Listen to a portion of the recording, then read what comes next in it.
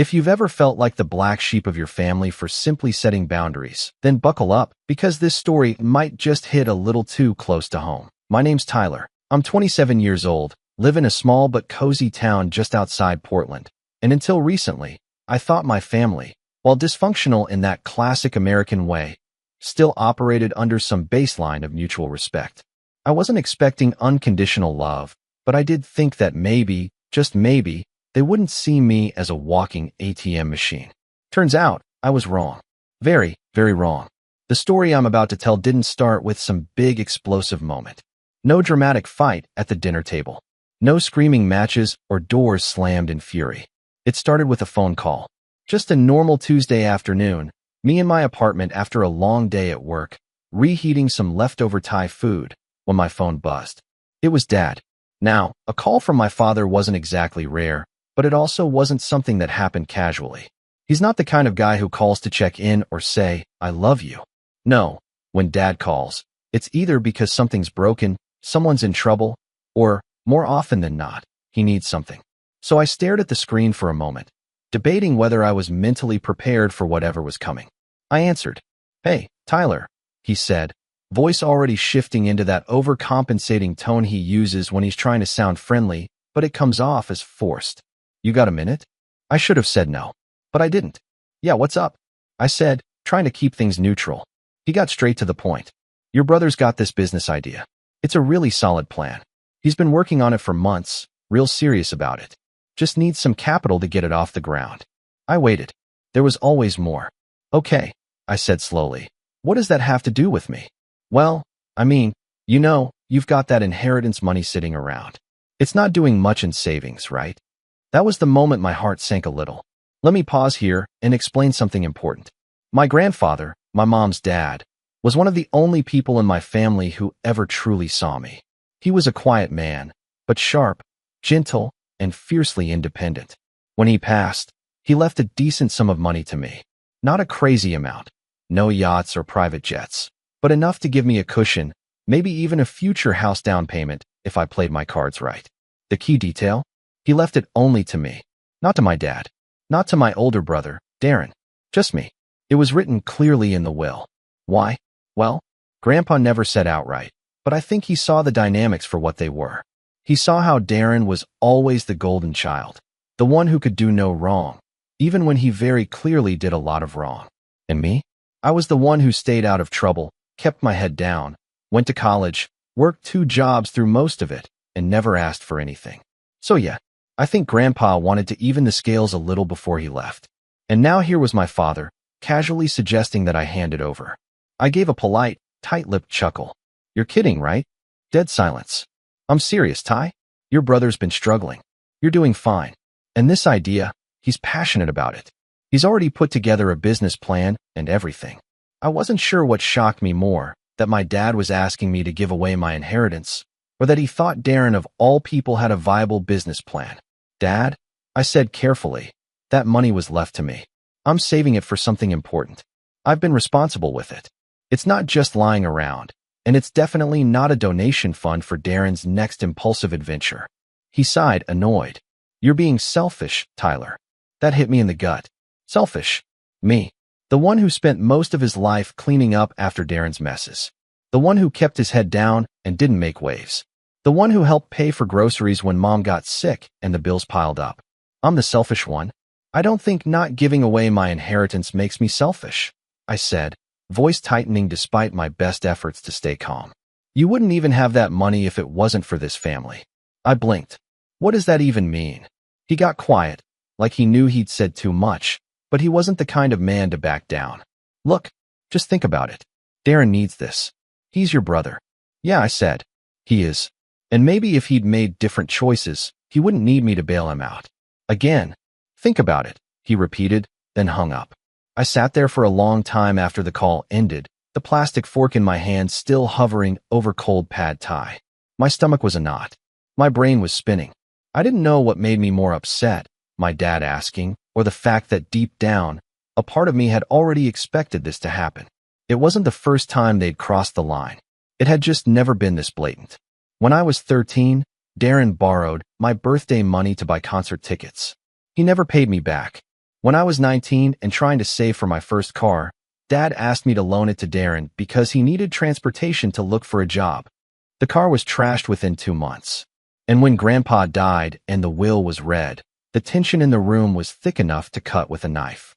Darren didn't say much at the time, but I caught the way his jaw clenched when he heard I was the sole beneficiary.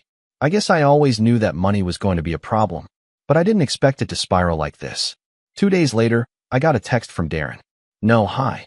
No, how are you? No acknowledgement of the years we'd barely spoken unless he needed something. Just this. Dad told me you're being difficult. We really need this. You don't even have a mortgage. Don't be an A****. I didn't reply. Another message came a few hours later. You owe this to me. Those 5 words. That was when something inside me cracked. I owe this to him. Oh, I didn't respond. But I started writing everything down. Every call. Every message. Every voicemail. Something told me this wasn't going to end with a few passive-aggressive texts. And I was right. What came next wasn't just a few guilt trips or manipulative sob stories. No, Darren and Dad were about to escalate this into something much, much worse. And I was going to find myself at the center of a family war I never asked for. But if they thought I was going to roll over and hand it all away, they had no idea who they were dealing with. I didn't respond to Darren's message, but I didn't delete it either. I left it there, burned into my screen like a scar. Not because I needed a reminder of how entitled he was, but because something in my gut told me that this was just the start. And I was right. The next week passed in this strange limbo. I went to work. I cooked my meals. I even managed to catch a movie with a few friends, pretending like everything was normal. But behind all of that, I was tense, waiting for the next hit. I checked my phone obsessively, half expecting a barrage of angry texts or maybe even a peace-offering message that would make me second-guess myself. Instead, there was silence. Too much silence. It wasn't until that Sunday that things escalated. I decided to stop by my parents' house. I wasn't even sure why. I think some part of me still hoped that this could be handled like adults. That maybe Dad would apologize for pressuring me, and we could talk it out. I even practiced a few opening lines in the car, trying to sound firm but respectful. Dad, I've been thinking about what you said, but that money is important to me. Or maybe, I love you guys, but I'm not a bank. I didn't get the chance to say any of them. I walked into a war zone. The moment I stepped inside the house, I knew something was off. Mom looked flustered, her hair messy, her glasses askew, like she'd been crying or pacing or both. And Darren was there, sitting on the couch like he owned the place, legs spread wide, arms stretched along the back like some kind of king on his throne. Dad stood near the kitchen, arms crossed, face unreadable. Hey, I said slowly, scanning their faces. Everything okay? Darren snorted. Oh, everything's fine. We were just waiting for His Majesty to arrive. I blinked. What's going on? Dad's tone was cold. Sit down. That wasn't a suggestion. It was a command, and not a particularly friendly one. I didn't move. No. Someone needs to tell me what's happening. Mom opened her mouth like she wanted to speak, then closed it again. Her eyes met mine for half a second. There was something behind them. Guilt? Fear? Regret? I couldn't tell. Then Darren stood up, pulled a manila folder from the coffee table, and tossed it toward me. It slid across the hardwood floor and hit my shoes. What's this? I asked. Open it, Dad said. So I did. Inside was a copy of Grandpa's will. But it wasn't the same one I had seen months ago with the lawyer. The original will had been very specific. I was to receive a trust account with full control over the funds once I turned 25. My name was clearly listed. My share, 100%. No confusion. But this version was edited. Darren's name was on it. The trust was split 50/50ths. My stomach dropped. What is this? It's the corrected version, Dad said, as if it were the most casual thing in the world. I looked up, stunned. Corrected? What do you mean corrected? Grandpa had a lawyer. We all sat in that office. You remember that, right? Dad shrugged. He was old, Tyler. He made mistakes. He meant to include both of you. We spoke to a new attorney, and he helped us file a petition to amend the trust. I stared at him, open-mouthed. That's not how this works. You can't just rewrite someone's will because you don't like what it says. Darren stepped in, arms crossed. That smirk on his face that always made me want to knock his teeth in when we were kids. You always were Grandpa's little pet. But it's time to grow up. That money belongs to both of us. Dad's making it right. I looked at my mom. Is this true? You're going along with this? She didn't speak. She just turned and walked out of the room. And that was the moment something in me snapped. You've got to be kidding me, I said. You really forged legal documents to steal from me? Dad's voice got sharp. Don't throw around accusations you can't prove. Oh, I can prove it, I shot back. I have copies. I have emails. I have everything from Grandpa's lawyer. You think you can just change legal documents because you're angry at how he chose to divide things? He was manipulated, Dad said. By you. I laughed. I actually laughed, even though my hands were shaking. I was 23 when he wrote that will. What did I do? Hypnotize him with good behavior. Darren's voice was ice. You always played the long game. Always made yourself look perfect while I took the heat. But not anymore. I was so angry I couldn't see straight. So this is about resentment? You couldn't handle the fact that someone finally saw through your crap, so you decided to steal from me? Dad raised his voice. Don't talk to your brother like that. He's trying to build something. You're just sitting on that money like it's a trophy. No, I said quietly. I'm protecting it from people like you. There was a pause. A long, tense silence where I swear I could hear my own heartbeat in my ears. Then Dad walked over, looked me dead in the eyes, and said something I'll never forget. If you won't share the inheritance, you're no longer welcome in this house. Just like that. 27 years of birthdays, holidays, Sunday dinners. Gone. Over a bank account. I didn't say another word. I left. I got in my car, pulled out of the driveway, and didn't look back. But it wasn't over. Oh no, that was just the breaking point. 2 days later, my bank account was frozen. I found out when I tried to transfer some money for rent. Declined. I called the bank in a panic, thinking maybe there was some kind of fraud alert or system glitch. Instead, I was told that a legal dispute had been filed regarding the ownership of the account and trust. Until it was resolved, the funds were inaccessible. I couldn't breathe. I was shaking so hard I nearly dropped my phone. They had actually done it. They filed a claim against my trust. I went straight to the lawyer Grandpa had used, Mr. Halpern, a sharp old guy with an even sharper memory. I brought every document I had. Emails, letters, even a voice message Grandpa had left me once, talking about the trust. Mr. Halpern was furious. This is fraudulent, he said, flipping through the documents Darren had sent to the court. I don't know who they found to file this, but it's a joke. Can we fight it? I asked, my voice barely a whisper. Of course we can, but it's going to take time.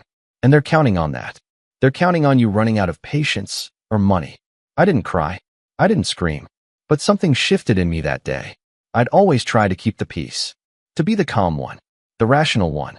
The one who didn't make waves. But that version of me died the moment my own father froze my inheritance and kicked me out of the family. They wanted a war. Fine. They were going to get one. And I was going to make sure they regretted ever underestimating me. But before I could launch my plan, one more betrayal was waiting. One I never saw coming. And that was the one that nearly broke me. I hit rock bottom faster than I expected. After my dad and Darren froze my trust fund, I had exactly $1,342 to my name. That was what I had left in my checking account after rent, groceries, and paying off a small medical bill from a dental surgery I'd been putting off for months. My credit card wasn't maxed yet, but I knew it wouldn't be long. The bank said it would take weeks, maybe months, for the legal dispute over the trust to resolve. Until then, my money was locked, sitting in a box I couldn't open. I couldn't sleep. Nights became endless loops of anxiety. I'd lie in bed staring at the ceiling, imagining every horrible scenario. Eviction, job loss, my car breaking down, the humiliating possibility of calling a friend and asking to crash on their couch, not because I wanted to, but because I might not have another option. But the worst part wasn't the fear. It was the betrayal. I kept replaying Dad's words in my head. If you won't share the inheritance, you're no longer welcome in this house. I wasn't even angry in those moments. I was numb. Hollow. It felt like I had lost my family in a single week. And what made it worse was the silence that followed. No texts. No calls. Not even a hey, how are you doing, from Mom. I guess I always knew they didn't really see me. But now I knew they didn't value me, either. I thought I had prepared myself emotionally for the fallout. But grief doesn't always show up in tears. Sometimes it comes as a quiet emptiness, like you're floating above your own life, watching someone else try to survive it. I kept going to work, though. I couldn't afford not to. I had a job as a graphic designer at a small local agency. Nothing glamorous, but it paid the bills. Barely. My boss, Claire, noticed something was off. "You look like you haven't slept in days," she said one morning as I nursed my third cup of coffee. "Everything okay?" I nodded out of reflex, then paused. Something about the way she said it, soft, unintrusive, made me falter. "My family's kind of imploding," I admitted. She gave me a look of understanding. Not pity, just human recognition. "If you need time off." "No," I cut in quickly. "I need the hours. Please." She didn't push, just nodded and handed me a new project folder. That's how it started, me slowly clawing my way back from the hole. One project at a time. I stopped hoping for reconciliation and started focusing on what I could control. I canceled all subscriptions, cut my grocery budget in half, sold a few things I didn't need, an old iPad, a guitar I hadn't touched in years, some collectibles that I'd planned to hold on to for the future.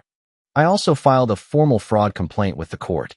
Mr. Halpern, my grandfather's lawyer, helped me through the process. He didn't sugarcoat anything. The legal system was slow, he said, but we had evidence.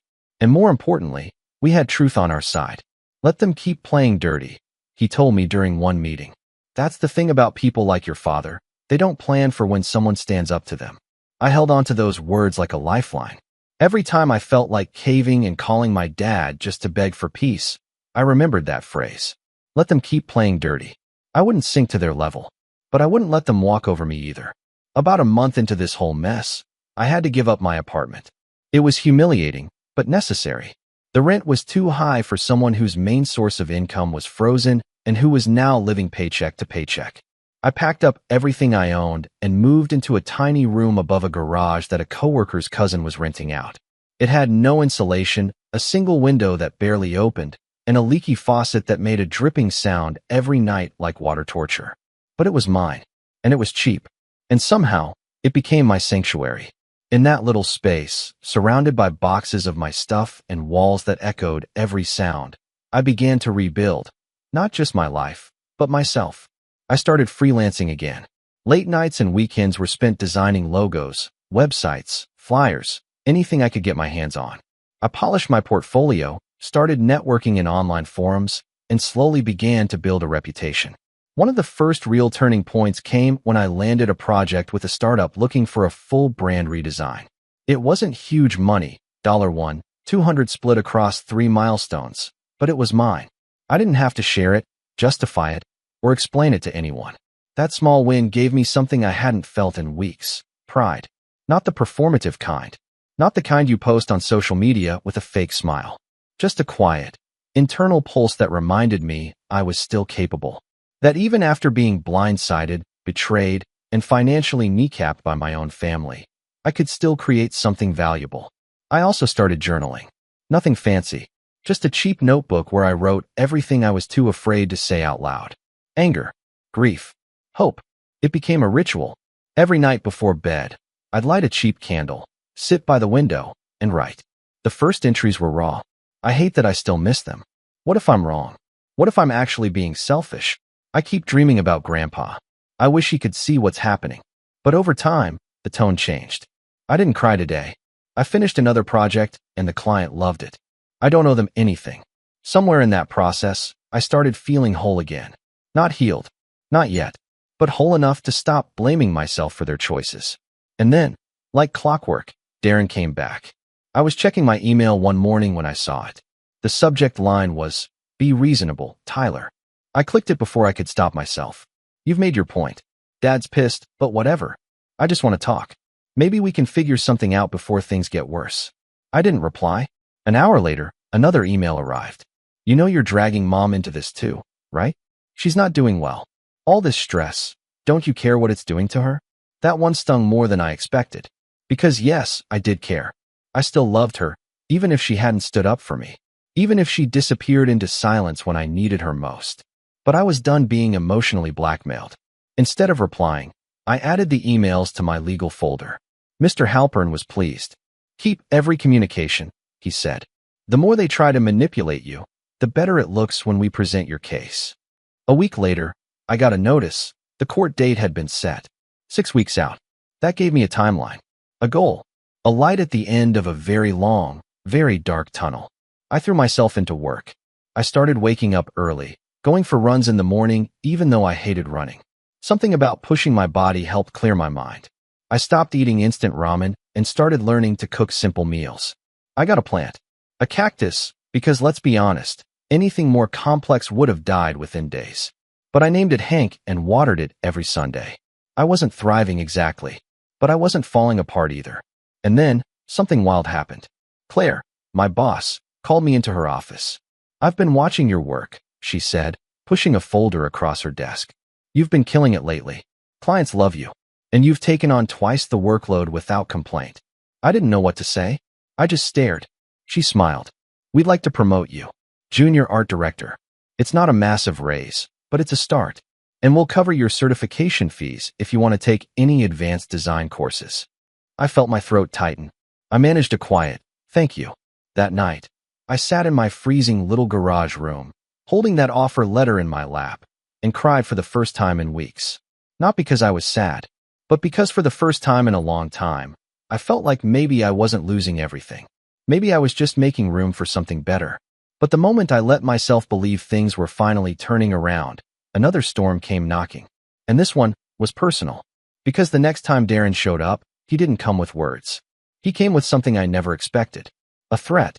The threat didn't come in a voicemail or a knock at the door. It came in the form of a letter.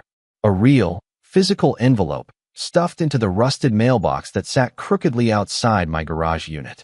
It was late, probably past 8 p.m., and I'd just come back from picking up a cheap rotisserie chicken from the supermarket. I wasn't expecting anything, which made the envelope stand out even more. No return address. Just my name, in all caps. Tyler. The handwriting was familiar. Sloppy rushed. Darren's. I didn't open it inside. I stood in the cold, under the flickering motion sensor light, and carefully tore the envelope at the corner. Inside was a single sheet of paper. No salutation. No signature. Just 8 typed words, center-aligned on the page like a threat from a bad movie. "If you fight this, you'll regret it forever." That was it. No details. No bluff to call. Just vague intimidation. At first, I laughed. A real, shaky laugh that burst out of my chest before I could stop it. This was what he had now? Anonymous threats in snail mail envelopes? He'd gone from playing golden child to low-budget mobster. But the laughter didn't last. Because as much as I wanted to brush it off, I knew my brother. I knew how far he could go when he felt backed into a corner. When we were kids, he once broke my nose and told our parents I walked into a doorknob. When we were teenagers, he slashed my bike tires because I snitched about him skipping school. Every time, he got a slap on the wrist, and I was told to be the bigger man. Now, I had something he wanted. Something he thought was rightfully his. And now that his little legal stunt wasn't working as fast as he'd hoped, he was showing me what came next. So I made a choice. I stopped playing defense. Up until now, I'd been reacting, putting out fires, scrambling to survive, hoping for the system to protect me. But I'd spent too long waiting. Waiting for justice. Waiting for my dad to apologize. Waiting for my mom to say something. Anything. To make me feel like I wasn't alone. They weren't coming to save me. I was going to save myself. And maybe, just maybe, burn the whole rotten structure they'd built around themselves. I started that same night. The first step? Information. I made a burner email and began digging into Darren's business plan. The one that supposedly justified all this madness. Turns out, he'd posted pieces of it on a crowdfunding site a few months back, complete with a pitch video where he stood in front of a rented office space, talking about launching the next big app for digital wellness. It was nonsense. Generic buzzwords, vague promises, zero product. But that wasn't what caught my attention. In the video's comments, someone had posted, "Didn't this guy already try this same app under a different name in 2021? I followed that breadcrumb. 10 minutes later, I found an archived site for a now-defunct startup Darren had launched called MindGrow. Same logo, same app description, same font. That company had failed. Badly.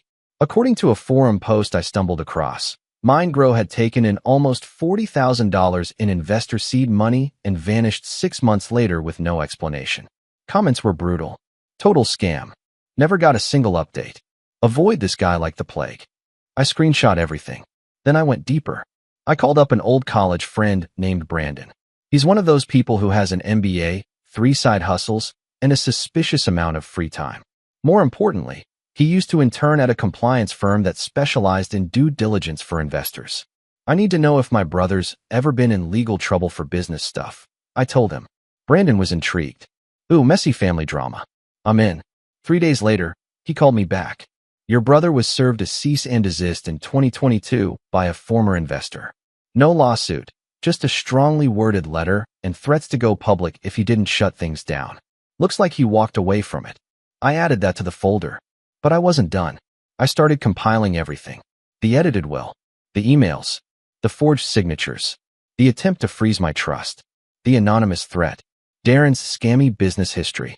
I organized it all into a master document, a digital war chest labeled just in case.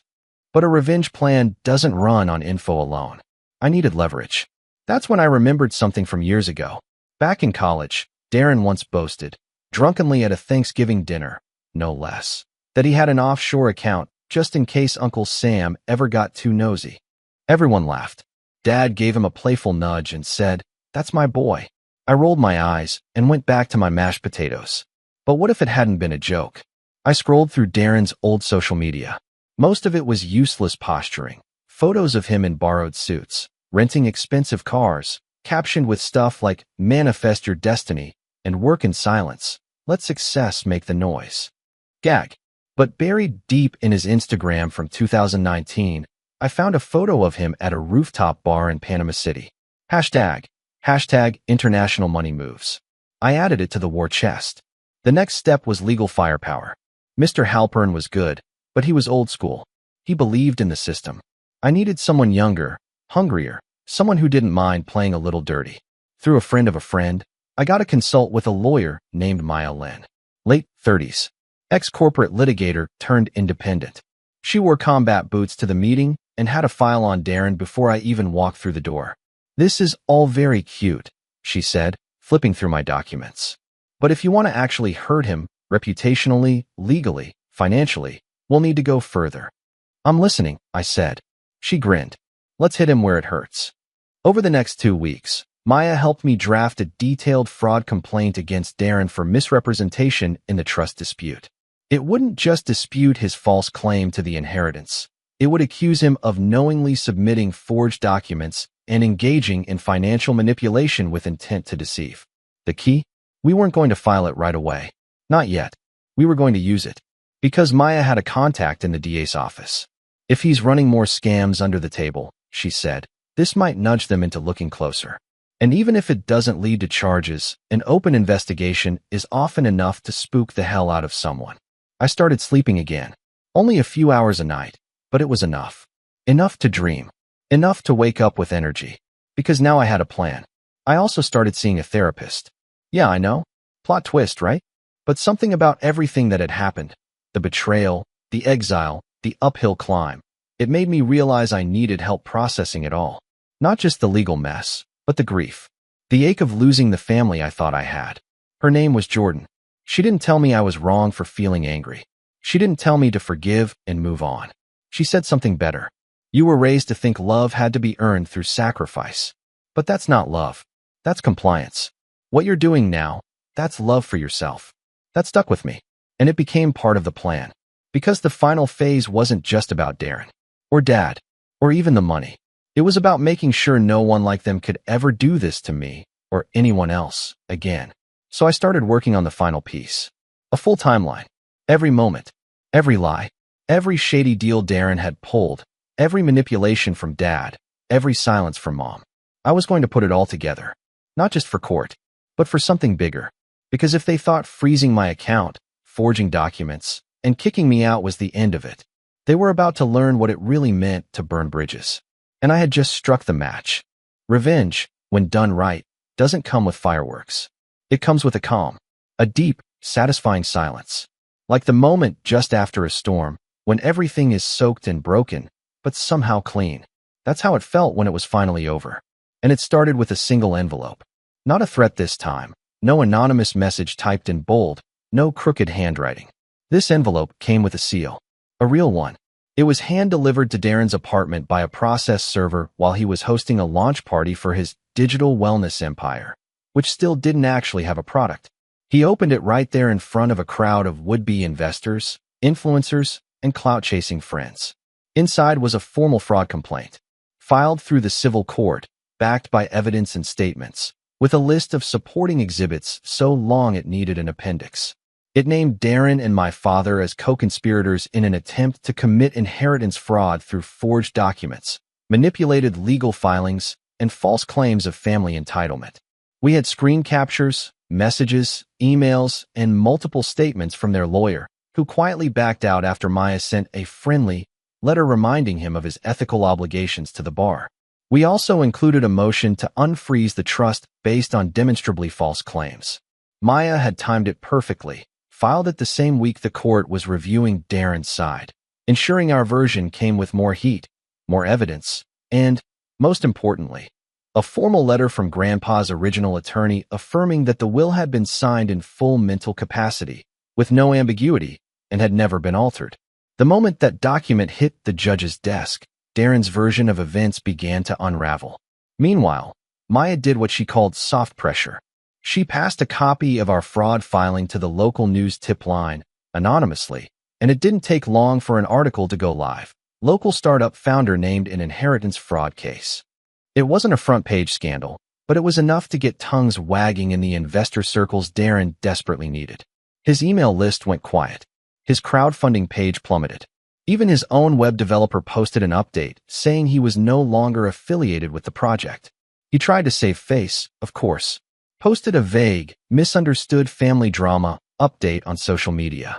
Said it was all just a big miscommunication and that haters were trying to bring him down. But once your name is linked to words like fraud, inheritance manipulation, and legal investigation, you don't bounce back overnight. Especially not when you are guilty. And while Darren scrambled to clean up the mess, I went for the checkmate. Remember that little war chest I'd been building? I shared it with Maya, and she found something interesting. Multiple bank transfers to an account in Panama that weren't disclosed in Darren's business filings. Maya flagged it in our complaint and CC'd the IRS fraud division. It wasn't enough to trigger an audit, not immediately, but it was enough to start a file. And the best part? We made sure Darren knew. A letter showed up at his door 2 weeks later. From the Department of the Treasury. Just a notice of interest in foreign financial transactions. I can only imagine the look on his face when he opened that one. As for Dad, his downfall was quieter, but in some ways, deeper. The fraud complaint included his name and role in attempting to revise Grandpa's will.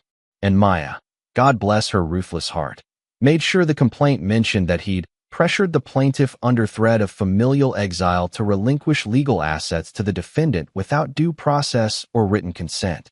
It sounded cold and clinical, but it translated to something simple. He tried to bully me into giving away my future, and it was on public record. That kind of accusation didn't sit well with the community he'd spent years trying to impress. His golf buddies, his Rotary Club, his old coworkers from the electric company, they all heard about it. The man who once walked into rooms like he owned them now avoided eye contact at the grocery store. Word got around fast in our small town. Faster than I thought it would.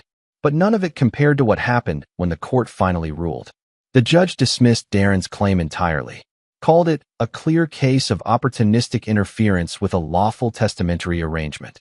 Then, in language I wish I could frame on a wall, she added, the defendant's actions show a pattern of entitlement, deception, and coercion unbecoming of someone petitioning this court in good faith. The trust was fully reinstated under my name. All funds released. And the best part? The judge ordered Darren and my father to pay for my legal fees. Maya looked thrilled when the ruling came in. I could see the gleam in her eyes. They just got spanked by the court, she whispered to me after the session. This is better than I expected. It was the first time in months I felt like I could breathe again. After the ruling, Darren tried to call me. I didn't answer. He left a voicemail. Ty, look, I know things got out of hand. But maybe now we can talk, man. Family's family, right? I deleted it without listening to the rest. Then came the email from Dad. Short. Cold. No apology. Just, you got what you wanted. Hope you're happy. And I was. Not because I won, but because I'd finally stopped needing their approval. Mom was the only one who didn't reach out at all. She disappeared into silence like she always did, and I finally stopped making excuses for her. That was part of the healing, too. I took some of the trust money and found a new place. Nothing extravagant, just a clean, quiet apartment with windows that let in the morning light. I kept freelancing, even after my promotion. Built up my own client list. Slowly, I started feeling like my life belonged to me again. A few months later, I found myself standing at Grandpa's grave. I brought flowers, the cheap kind from the grocery store, but I think he would have liked them anyway. I stood there for a long time, thinking about everything he gave me. Not just the money, but the strength, the wisdom, the silent love of someone who saw through the noise and believed in me. I kept it safe, I told him, just like you wanted. And I meant it, because the truth is, this was never just about the inheritance. It was about reclaiming myself, my voice, my boundaries, my worth. In the end, I didn't burn bridges. I let them burn themselves. And I walked away with my head high, my future intact, and the one thing they could never take from me again: my peace.